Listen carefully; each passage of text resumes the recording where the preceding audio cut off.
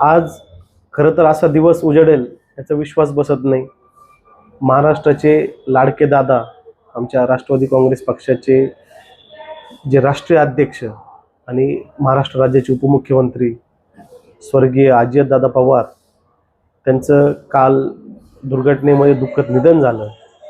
आणि ही बातमी सकाळी 9:15 9:30च्या दरम्यान ज्यावेळेस टी व्हीवर बघितली, त्यावेळेस एक धक्का बसला.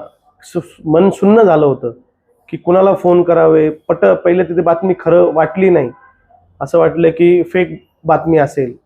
त्यानंतर काही ठिकाणाहून फोन केले गेले. ज्यावेळेस फोन आले त्यावेळेस लक्षात आलं की खरंच दादा आपल्यातून निघून गेलेले आहेत. आणि अतिशय दुःख झालं. 5-10 मिनटं काही समजत नव्हतं. आणि आमचे लाडके दादा, या महाराष्ट्राचे लाडके दादा या ठिकाणी आपल्या सगळ्यांना सोडून गेले. मी दादांना भावपूर्ण श्रद्धांजली कुठल्या शब्दात अर्पण करू एवढ्या दादा महाराष्ट्रासाठी कायम तत्पर असायचे. त्यांचा स्वभाव अख्ख्या महाराष्ट्राला माहिती होता. कणखर होते, कडक होते, परंतु तेवढे मायाळू देखील होते. दादांच्या स्वभावाचे अनेक पैलू या ठिकाणी महाराष्ट्राने बघितलेले होते. दादा हे सकाळी एकमेव नेता असे होते महाराष्ट्रातले की सकाळी 6 वाजता त्यांचे कामकाजाची सुरुवात या ठिकाणी करत होते. कुणी जो सर्वसामान्य व्यक्ती येऊ, तो व्यक्ती भेटल्यानंतर त्याचं काम मार्गी लावणारच. त्याचे 2 टप्पे होते. काम होणार असेल तर ते लगेच हो म्हणून सांगायचे, त्या संबंधित अधिकाऱ्याला फोन करून सांगायचे आणि ते काम मार्गी लावायचे.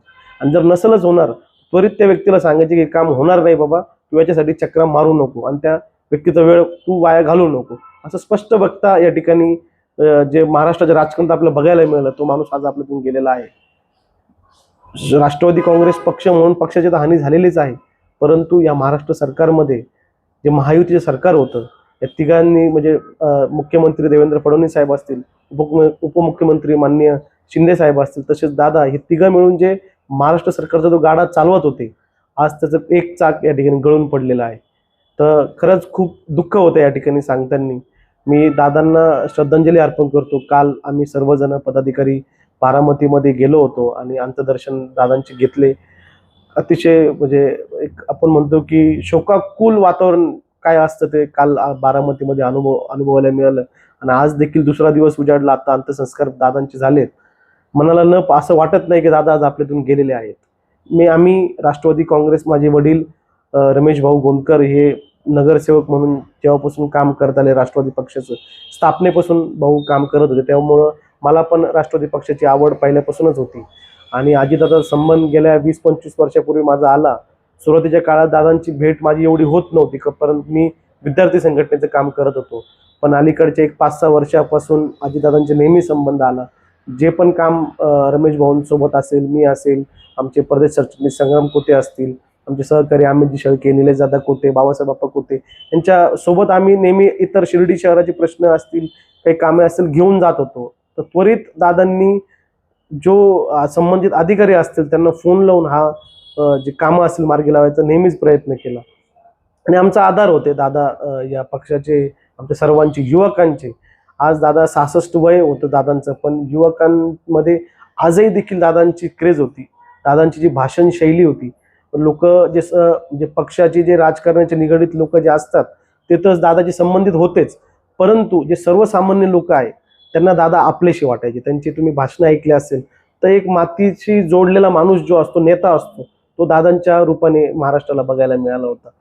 मी शिर्डी नगर परिषद आताची निवडणूक निवडून आल्यानंतर 21 तारखेला निकाल लागला आणि 23 तारीख मंगळवारी सकाळी 7:45च्या दरम्यान मला दादांचा बंगल्यावरून फोन आला. मी PA म्हटले की दादांना बोलायचंय.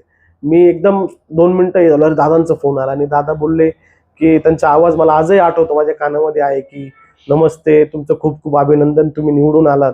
आणि दादाने हे देखील सांगितलं की महानगरपालिकेच्या निवडणूक असल्या कारणाने आता गडबड आहे, तर सर्व नगरसेवकांना आम्ही तुम्हा सगळ्यांना मुंबईला बोलून घेणार आहोत आणि एकत्रित सत्कार करणार आहोत. मला वाईट या गोष्टीचं वाटतं की या इलेक्शनच्या याच्यामध्ये आम्ही सगळे 4 नगरसेवक जे राष्ट्रवादी निवडून आलो, आम्ही दादांकडे जाणार होतो, पण ते स्वप्न आमच्या या ठिकाणी अपूर्ण राहून गेलं. बोलण्यासारखं खूप आहे, आमची खूप मोठी हानी झालेली आहे, परंतु दादांचं जे काम आहे ते निरंतर आपल्या सर्वांच्या स्मरणात राहील.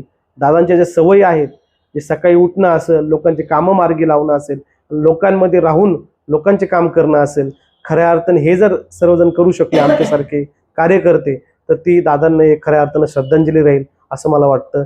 मी पुन्हा एकदा आमच्या शिर्डी शहर राष्ट्रवादी काँग्रेस पार्टीतर्फे, तसंच शिर्डी नगर परिषद सर्व नगराध्यक्ष, उपनगराध्यक्ष व सभापती, तसेच नगरसेवक नगरसेविका यांच्या वतीने दादांना भावपूर्ण श्रद्धांजली अर्पण करतो. आणि आमच्यासारख्या छोट्या कार्यकर्त्याच्या घरी दादा 3 वर्षामध्ये 2दा येऊन गेले. एकदा अधिवेशन शिर्डीमध्ये भरत असताना एकदा चहा पाण्याला दादा आले होते, आणि दुसऱ्यांदा आमच्या आजींचं निधन झालं होतं. तर ज्यावेळेस दादा एका कार्यक्रमानिमित्त शिर्डीच्या आसपास आले असता त्यांना कळालं की रमेश भाऊ गोंदकरे म्हणजे सर्वसामान्य कार्यकर्ते, त्यांच्या आईचं निधन झालेलं आहे हे समजतात दादा आमच्या घरी या ठिकाणी भेट द्यायला आले होते. तर ते सुद्धा म्हणजे एवढा राज्यातला एवढा मोठा माणूस सर्वसामान्य कार्यकर्त्याच्या घरी जातो, त्या कार्यकर्त्याला बळ देतो, आधार देतो, ही दादांची एक वेगळीच शैली होती, एक वेगळं काम करायची पद्धत होती. आणि खऱ्या अर्थानं आम्ही दादांना तर इथून माहीत नाही इथून पुढे आता दादांशिवाय कसं काम चालेल, पण दादांच्या आठवणी सोबत ठेवून त्यांचा जो विचारांचा वारसा आहे, जो कामाचा वारसा जो आहे, तो दादा हे कामाचा वादा घेऊन जे जनतेत जात होते, ते काम आम्ही निश्चितच दादांच्या आठवणीने इथून पुढे जनतेसमोर जाऊ असं मला वाटतं. आणि या त्यांनी त्यांना पुन्हा एकदा भावपूर्ण श्रद्धांजली अर्पण करतो आणि थांबतो.